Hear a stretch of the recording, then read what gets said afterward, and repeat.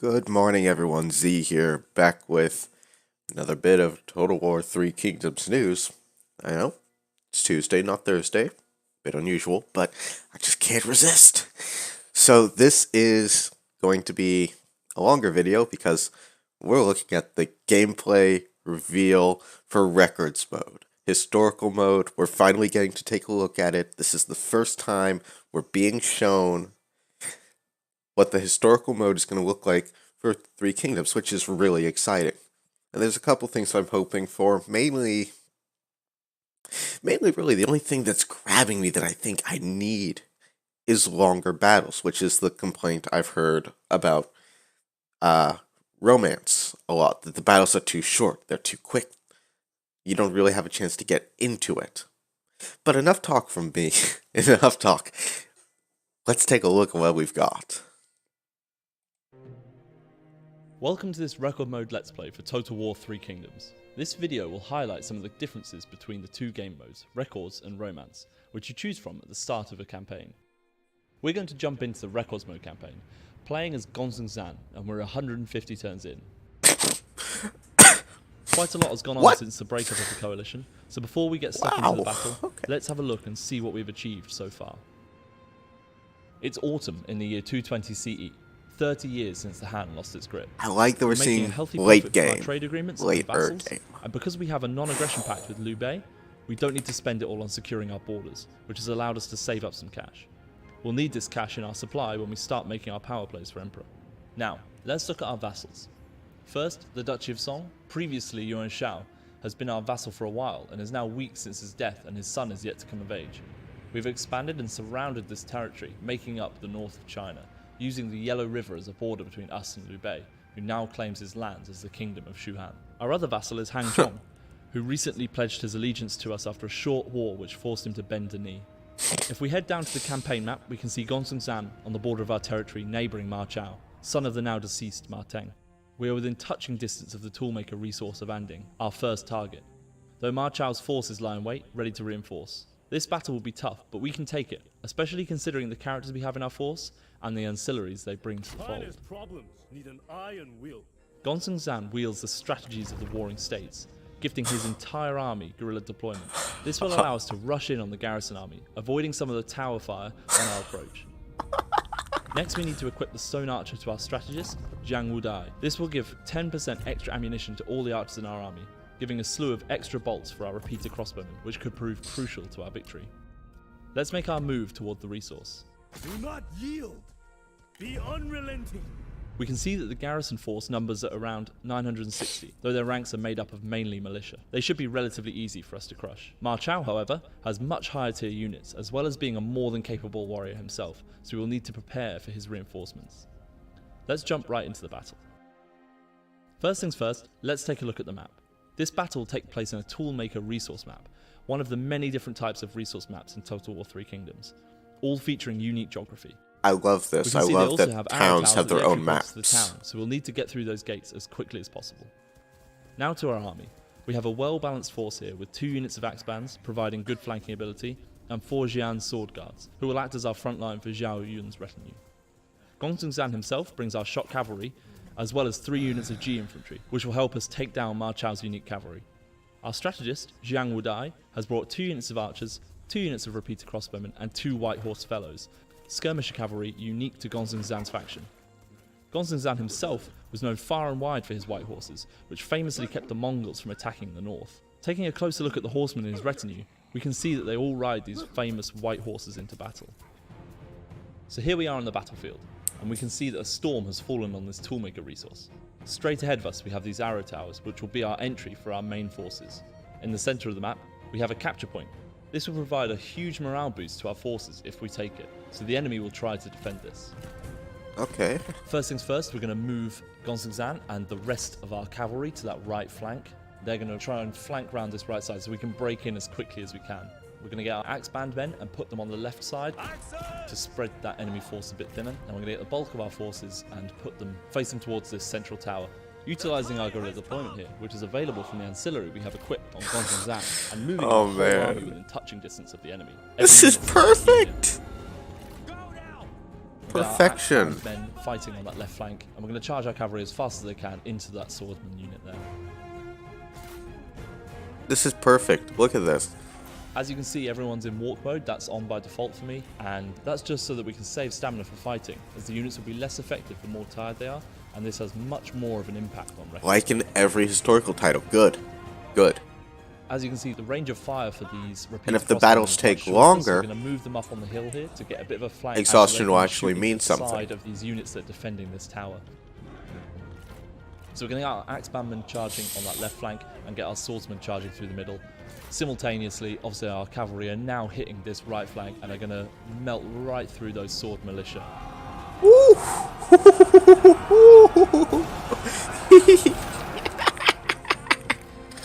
Most of the units in this garrison are militia, so they're not going to be too difficult for our cavalry to deal with, as they are heavy cavalry. Will you stun them with your handsome looks? Will you dumbfound them with your razor wit? And obviously our axemen are now making a charge, as our swordsmen have in the middle. And these guys are really going to have it in for them because they are outnumbered. Really what they're doing is just trying to distract the enemy. Obviously with our shorter range of fire, we've got our repeater crossbowmen on the right flank, and we're actually going to stop our heavy crossbowmen from fighting as they have a longer range. That will be much more useful later in the battle. So our cavalry have managed to defeat the 2 units of swordsmen and just have 1 unit of saber cavalry, which are going to be really easy for them to kill. Okay. So we're going to get our main bulk of cavalry on the right side, and we're actually going to get our White Horse Fellows, who are really good in melee, to attack on this left-hand side. Obviously they're unique to Gonzang, so we're going to utilise them in every way we can. Gonzang going in, wiping out the saber cavalry. Nice. Ooh. As we mentioned, speed. Oh, holy shit!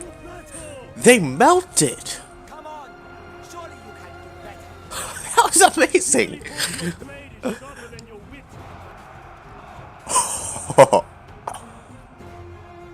Okay. Look, the enemy runs. Craven. So as you can Okay. see, our repeater crossbowmen are doing some great damage on that front flank, and we've managed to break through as they are retreating. So we'll move the rest of our forces through to destroy that last unit of swordsmen in the middle there. So our infantry are doing some great impact there. As you can see, our White Horse Fellows have actually done a lot of damage to that cavalry unit, really outmatching them. Oh my. And we're starting to break through now, and we'll be able to kind of form up whatever defense we decide to choose. This is amazing. I really liked everything we were seeing. Mostly everything we were seeing about romance mode, but this? We're going to start Gonzang moving down towards this melee fight, just in case we don't break through. This is perfect. This is beautiful. I'm loving it. As you can see, we've taken quite a lot of losses to our front line, with almost half of the units that have fought already depleted. So as you can see, we're breaking through. Our axeman men are still fighting that left side. What we're actually going to do is get all of our range to move them up a bit closer so they're ready to come in once the fighting is done, and get Zhao Yun and Zhang Wudai to move up as well. We're going to get I'm a our bit Ji sad that infantry he to doesn't make have the Zhuge line up at the Liang. top, and we're going to get our Jian sword guard to make a Because defensive Zhuge line on Liang's this flank on our legendary. left, which will defend our ranged, which will also split out the enemy a bit as well, as we need to divide and conquer.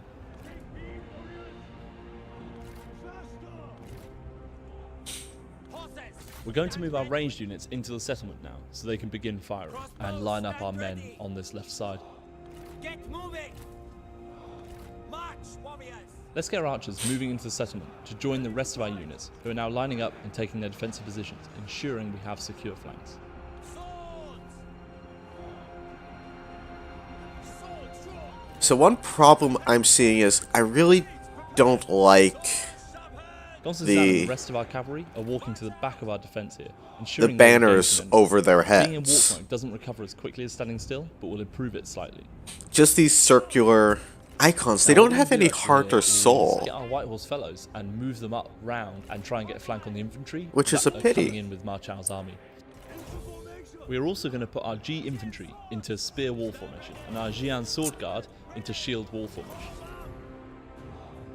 Okay, I want to see what that looks like. This Zoom enemy in. swordsman unit you can see here is a currently known bug. All of the exits around them are blocked, so they can't work out where to run. We have notified Dev of this bug, so let's just put them out of their misery here.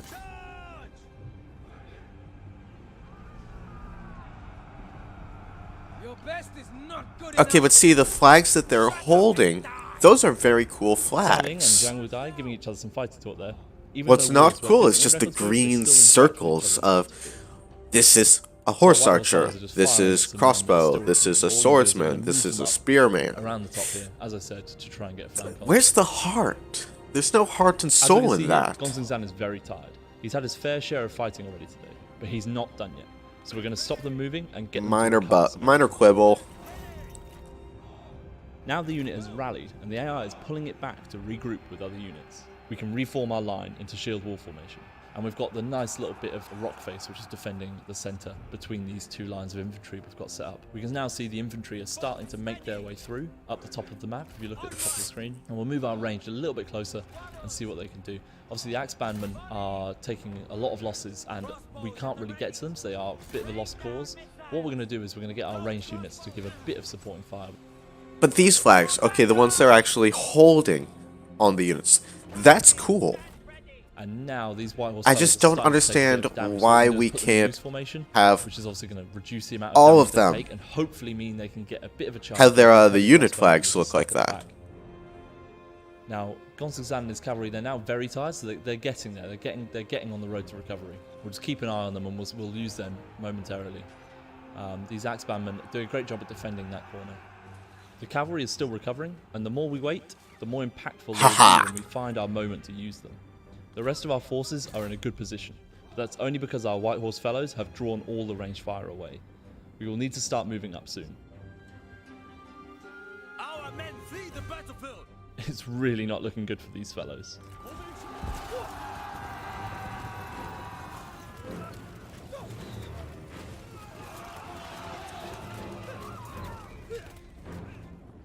What we can see is the beginning of a divide between the enemy infantry and their superior ranged units, as they are distracted by our White Horse Fellows on that flank.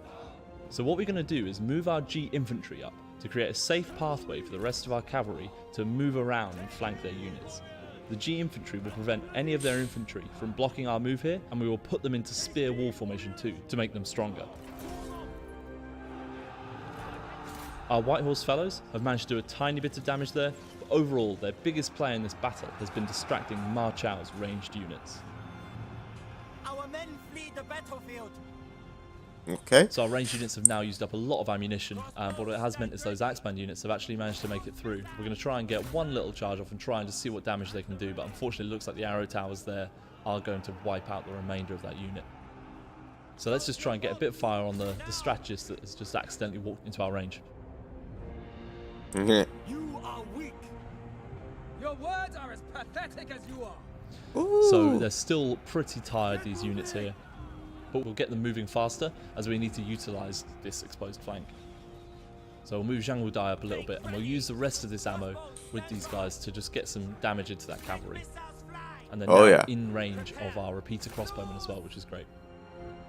So they're now taking a lot of range damage, which is probably going to force them, it's going to force them to make a decision. They've either got to charge in or move back. Now our spearmen at the top there are taking a lot of damage from this ranged fire, so we really do need to get a move on. The men have no ammunition. Draw your weapons. Horses, stand ready. So we're going to put them into wedge formation to do a bit more charge damage, doing it as late as possible so we're moving quickly, as wedge formation does reduce our overall speed. Oh boy. Do you wear red to hide the bleeding? Ooh. No, to hide the bloodstains of my foes. So this is perfect. This takes out such a huge advantage for them. As you can see, one of their units, they've got such great range on them. One unit has already used all of its ammo, destroying some of our units. Boats ready. The enemy run. Craven. We're actually going to move the rest of our units up, and we'll also put them in guard mode momentarily so they stop chasing any other units. Unfortunately, our heavy crossbowmen have used all their ammo, but what we're actually going to do is we're going to move up and try and put a bit of pressure on Ma Chao and the rest of his forces here. We're going to move the swordsmen and create a wall there, and we're going to use the heavy crossbowmen, which have used all their ammo, to just be a defensive line to prevent any flanking. I'm surprised the balance bar We're isn't actually more in gonna take a look his and see who's got favor. the most energy here. So I think it's Gonzingzan and Zhao Yun, and let our other guys rest and just regain some stamina before we go in for more charges. Because if not, they're just not going to be as effective in battle. While these two just mop up that. They're again heavy cavalry, so should be fine on these heavy crossbowmen. It is fun to watch you improve. Focus your efforts on the enemy, perhaps. The time has come. Take heed, warriors. Hold Our steady. men are running. The spineless cowards. So our repeater crossbowmen can start taking some shots at those swordsmen, and we're going to use our heavy crossbowmen in guard mode to try and defend this left flank, so that our swordsmen don't get overwhelmed. Zhao Yun and Gonzalo have managed to wipe out that remaining heavy crossbowman unit, meaning they no longer have any range left, which is obviously really great for us, as they were some of the stronger units for us to deal with. Okay. Unfortunately, our raider cavalry can go out of control and have done here. You are too pathetic to survive.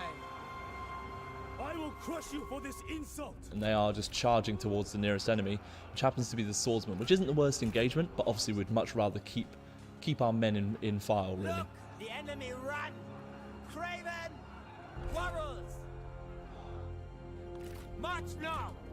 Our repeater crossbowmen are actually out of range at the moment. What we're going to do is we're going to move everyone back into this shield wall formation and just push forward so we can try and get in range of Ma Chao and his generals there. So we're just going to take this capture point so we're not taking any unnecessary range fire. And our cavalry that rampage has actually come back, so we're going to move them back up with the rest of the cavalry. So we've defeated that last unit of spearmen for them. So what we're going to do is we're going to grab these guys and we're going to move them forward and just create a nice line to, again, divide and conquer and block them up. So let's take a look at the lay of the land. We've got a lot of fighting up at the top, but we still have very secure flanks, which is great for us, and we're starting to box them towards where they wanted to go initially and use that to our advantage.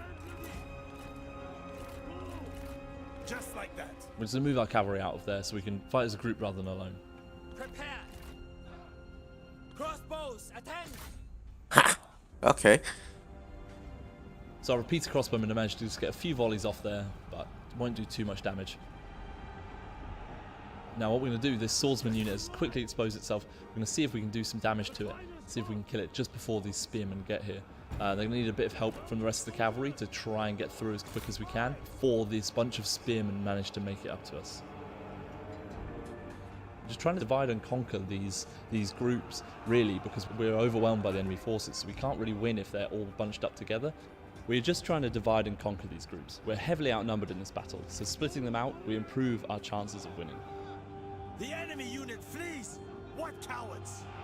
And obviously the spearmen are trying to chase our cavalry, which we don't want. Hopefully we can get them out just in time. We hung on for maybe a little bit too long there trying to get rid of that swordsman unit, but at least they did rout, which takes another one out. And this does, again, we've boxed them in and we've divided these swordsmen on the left and this cavalry from their spearmen.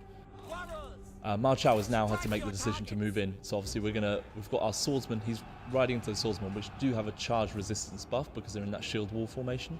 But obviously that's not going to be a battle they'll be able to withstand for too long. So now we're just going to line our spearmen up here, because what we want to do is create a rear flank for our cavalry to charge into. So we're going to try and get all their spearmen to engage on us here. You are pitiful. Do not waste your breath. You will need it. Which means we can get a great rear charge off with our cavalry and hopefully rout the rest of these units, meaning we can focus on the rest of the battle that's going on in the centre. We're going to get our cavalry to flank rout back here because they actually might need to go support these sword units quicker than we think. So let's get our range guys, make sure they're firing here. It's tempting to move those swordsmen round, but what we're going to do is to protect our flank, keep This is really nice that this battle don't make any silly mistakes. in historical mode is taking long enough that he can actually do this. So Gonzalo here, obviously leader of the White Horses, is going to lead the charge here into the rear of these spearmen. Crossbows, stand by. Pivotal moment coming. You have improved in my estimations. Here he goes, great rear charge, none of them turned round, which is great for us, meaning obviously we're going for a bit of a hammer and anvil technique here. The enemy warriors are running. Using this heavy cavalry to try and rout the units. One of them is gone, 3 left, but obviously our men are starting to waver themselves, so we actually need to be quick around the situation. Their cavalry, another charge. Obviously they're in shield wall formation, which gives them a bit of charge resistance, so hopefully those guys aren't dead. Destroy them. Let's go for our second charge and go for a great, hopefully another rear charge and clear out the rest of those units. Steel yourselves. But unfortunately, it looks like they've actually managed to turn around just in time, because that has done tremendous damage to both of our units. Take care you are not trampled on the hoof. Ready. Yep, we've been outplayed there. Go, go. Our warriors run. Craven dogs. They managed to knock 2/3 out of Gonzagzan's unit out, and it looks like he actually might be retreating the battlefield, along with one of the units of spearmen. Show no mercy. Charge! But yep, that's it. Gonzagzan has decided that's enough. He's going to leave it to Zhao Yun and Zhang Wudai to try and wrap up this battle. So we'll get the rest of our units getting in here, getting involved in combat. Now, unfortunately, this does mean that if Gonzagzan does fully retreat, we do really need to win this battle, because if not, there's a percentage chance he will be captured. Now, I unfortunately forgot to take them off skirmish mode there, which means they were running away from the combat, but I noticed just in time, which means they can still get involved in that fight and defend that flank against the G infantry. Now, we've already taken a lot of losses, obviously Gonzagzan probably being one of the biggest ones. But hopefully this battle is swinging in our favour. As you can see, it's still relatively even at the bottom, so we're going to have to pick and choose these battles where we can, but it looks like they're in our hand. We've still got some ranged left. We've still got this cavalry left. A lot It's of their starting to cavalry are hogged up tilt in that fight in there, his which favour. they had to take as they were taking ranged fire. But this has put ourselves in a great situation, getting one final flank off on those swords units. And we're actually going to push up to this victory point, which will mean that we'll get a morale boost. And hopefully that would be enough to cause a chain rout. Do not relent. The enemy aren't looking in a great position now. The balance of power is creeping up in our favour. We're going to get a charge off on these sword units. We can see that Ma Chao and Cao Ling are now starting to waver. They have unprotected flanks, and we are now starting to take the capture point. There. The enemy warriors are running. They broke. Yep, that's it. It looks like Ma Chao isn't going to fight to the death. He's going to try and flee. What a coward. But of course, that's not what we want here. We need to take his life. The battle may be won, but we need to get him down. I don't think it's going to happen. Zhao Yun Unfortunately. has managed to chase him down with the remainder of his bodyguard and deal that final killing blow to Ma Chao. Oh, We can never see here mind. he's taking pride in this kill, which is going to help our faction rise to power. We can see piles of dead bodies and abandoned flags scattered across the battlefield. We've lost a lot of men today, but this victory was a worthwhile one.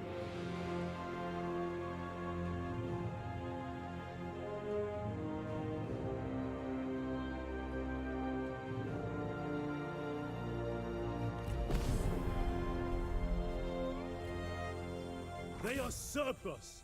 Nothing more. Here we have the post-battle screen, and we can see the losses we took. It was a Pyrrhic victory, but a worthy one, as it starts our power plays to becoming emperor. Obviously, Ma Chao's forces were absolutely decimated, and only a small force managed to escape. Everybody weighed in and got some kills, even Zhang Wudai wrapping some up at the end, even though he had a very supportive role throughout the battle. Looking closer at Ma Chao's army, we can see that him and all of his generals fell, which was our main aim. No one captured. They all died. Okay. It's terrifying. We're going to occupy this territory, and that will be it for this record modes Let's Play. It shows potential. And wisdom will follow. Thanks for joining us, and of course, Total War 3 Kingdoms is coming out on May 23rd, so keep an eye out on upcoming content on our social media. Okay. Not happy about that delay date, but this is perfect. I was pretty excited about romance mode. The quick battles weren't super exciting, but the pomp and the theater of the duels and the one-on-one combat and the larger-than-life characters, there's a charm to that. It's charming. So I was very excited to see that and see all the content being shown to us around gameplay mechanics and what it would look like and what we could do. But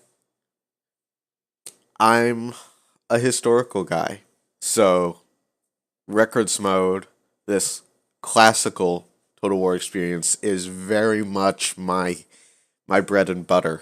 And I'm super excited. The longer battles are great. Uh, Instead of wrapping it up really quickly, just boom, boom, boom, boom, boom. He actually had to use strategies. He actually had to think his way through the situation. And that gives me a lot of hope for the game, because it really does kind of make it clear that romance and records are going to be two completely different animals, which is awesome. That is amazing. Just my thoughts. Let me know in the comments section down below, what do you think about this reveal from Total War for Three Kingdoms? Are you as disappointed as I am about the delay to May 23rd? And if you are, does this reveal do anything for you to help make you feel better about it? Because it certainly did for me. Anyway, I'll see you guys in the next video. I'm Z. This has been Vucari-gaming. Take care of yourselves out there.